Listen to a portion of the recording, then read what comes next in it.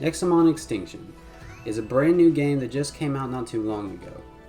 It's very Pokemon-esque with only 9 typings, but I'm gonna be honest with you, it's really fun. This game is just so fun. Like, let's just talk about gameplay, because I'm dying to talk about the gameplay. Can we talk about the gameplay?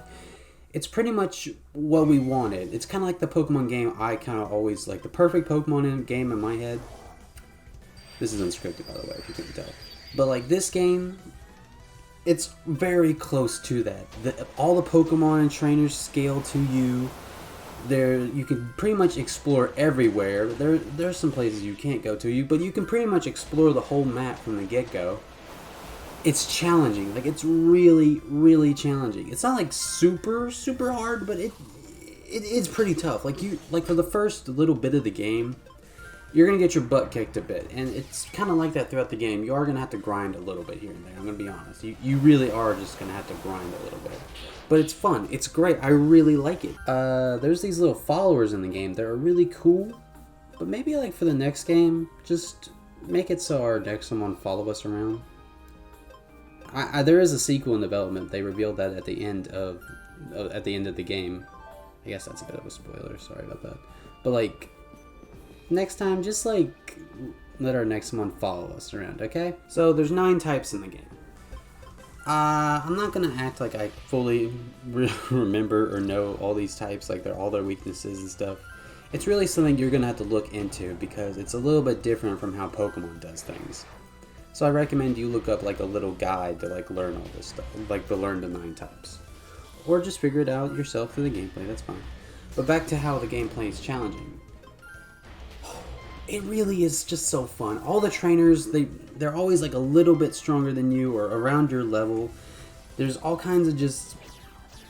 Man, it's really hard to talk about, but it's just so fun, man. You know what I mean? Like the trainers, they switch Pokemon all the time. Pokemon never does this. The trainers in Pokemon hardly ever switch Pokemon out, but in Nexomon, they do it like it's going out of style. Like, if they know they have a disadvantage, they're going to switch out to a stronger Nexomon. They do it all the time, and that's, like, so cool. The trainers know what they're doing, and it's so fun. And the trainers don't use items, which is probably a good thing because they're really tough anyway. Also, a little recommendation, get a Nexomon that learns Invincible.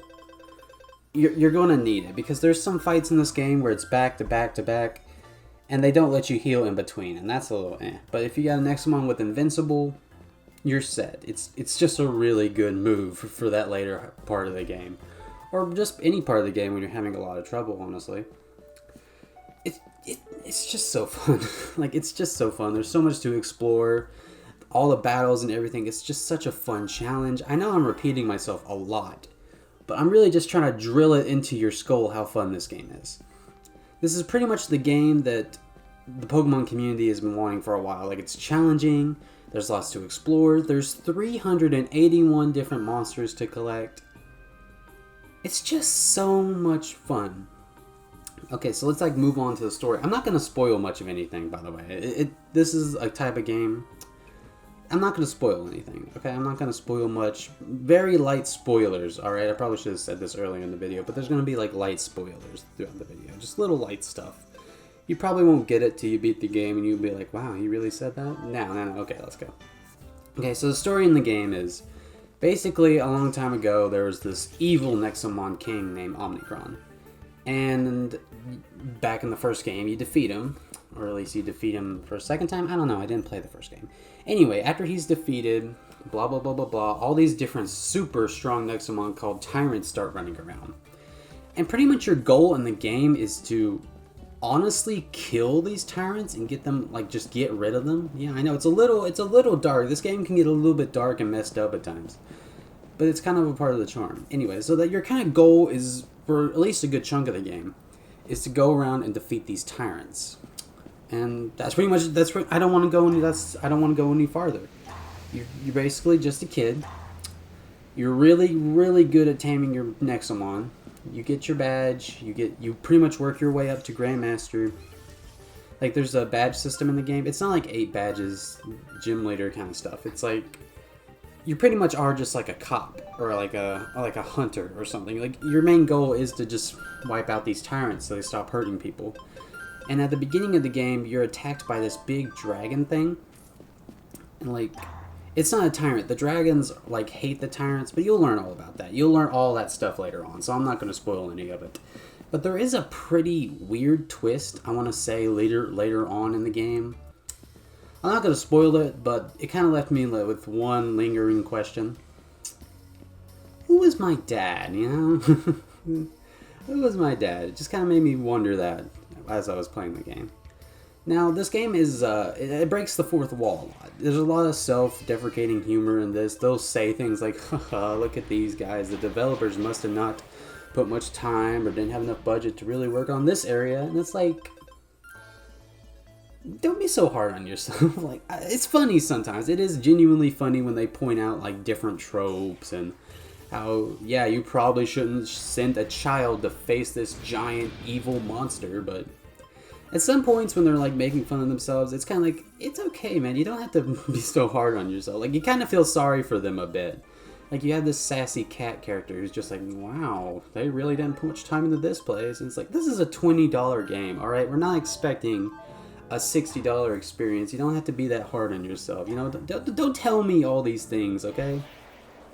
It just makes me feel a little bit bad for the developers a little bit, because it's just a little bit, they're being a little bit too hard on themselves. Like, I do like the fourth wall jokes and all that stuff. They don't do it a lot. They do it enough for you to notice, but it doesn't, like, take away from the tone from the story. Because, like, even if the characters know they're in a video game, it's still their world that's getting destroyed. So it's kind of like that. It's kind of okay. Now, let's, like, move on to something else I want to talk about.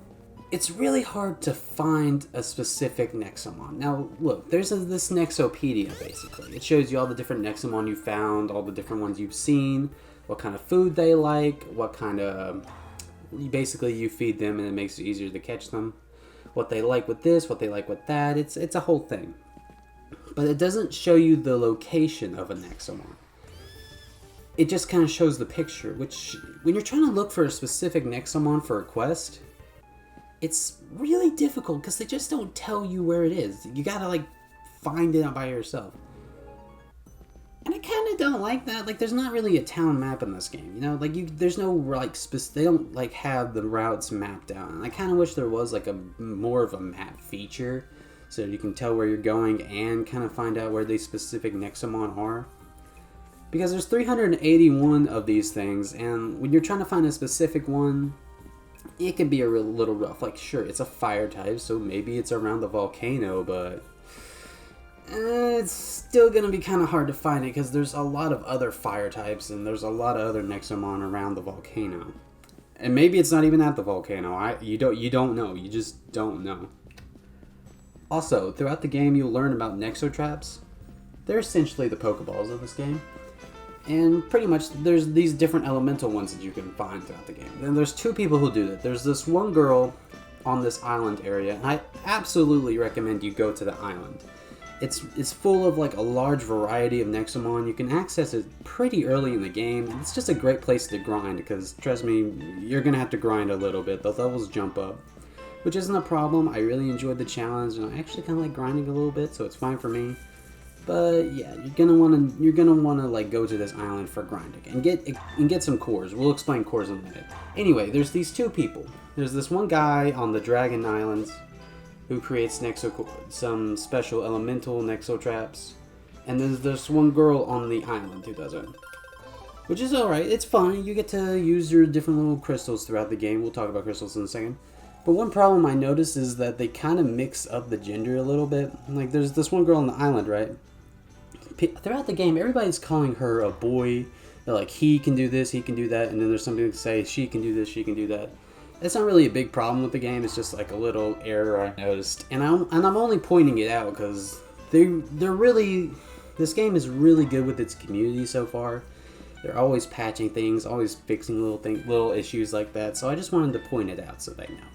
Anyway, now we're gonna talk about the the little rocks. You basically, throughout the game, you can pretty much mine these elemental shards through these little rocks. You can use these to create the elemental Nexotraps. You can sell them at the store, although I wouldn't really recommend it unless you're really bad on money. Or you can create cores with them. Cores basically are like held items. except a lot better. You got different cores for attack, defense, health, stamina recharge, and experience. I recommend getting a bunch of experience cores because that just helps grinding out a whole lot. Like, it just cuts it in half most of the time.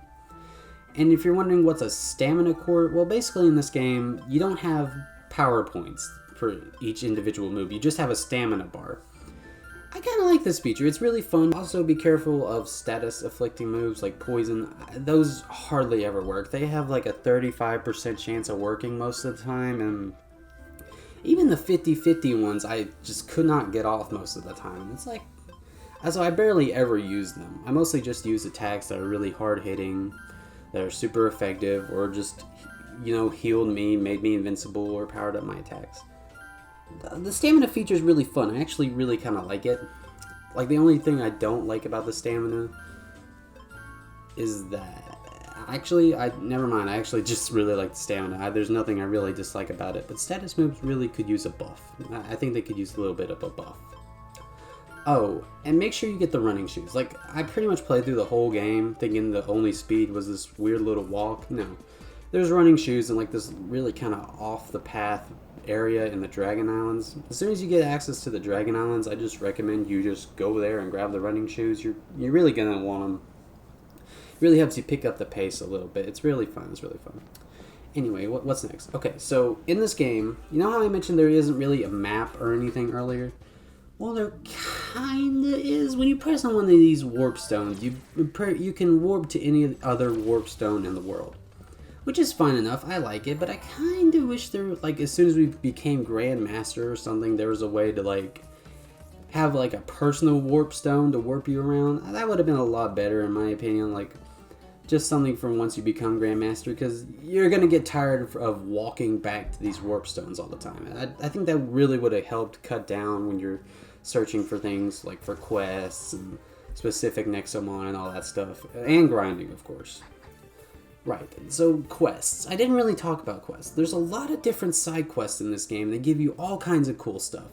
Whether it's money, Nexo traps, there's these little keys that open these really special vaults that I think have something to do with the legendary dragons of this game. Okay, so now we get to graphics and music. They're both fine. I actually kind of like how this game looks. It goes back to the 2D kind of era, like how Pokemon used to be.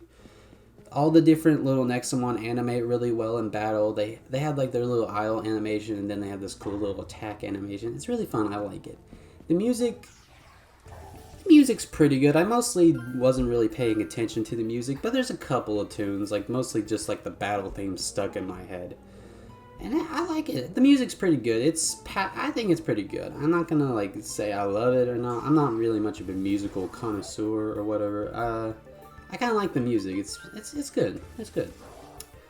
But then that kind of leads me to this one last little point that I really want to put out there, in case you're not sure if this game's for you yet. This game's only $20. Like, this is a really fun, really challenging Pokemon experience for $20. It's great. I just really enjoy this game, and it's for such a good price. Again, it goes back to why I was kind of felt bad about them being so hard on themselves. This game's only $20, you know? And for $20, you're getting your money's worth. This is a great game. It's a fun experience. It's gonna take you a little while to beat. There's just so much to do, so much to see. Nexomon Extinction is just a really good game, and I really hope you give it a chance after watching this video. You know, there's a lot of Pokemon-esque monster catching games coming out from indie developers. You know, those would probably be cool to check out if you're like me and you kind of tired with the way Pokemon's been going. It'd be pretty cool to support these indie developers and check out their stuff, you know? Who knows, you might find something that could kind of scratch that itch. Nexomon Extinction definitely did that for me, at least a little bit. It'd be nice if Pokemon finally got some competition, you know? Who knows, maybe we'll see, maybe if Nexomon is successful and all these other indie games are just successful, maybe Pokemon will take some cues from it and improve on their own work. I kinda doubt it, but you never know, Play Nexomon Extinction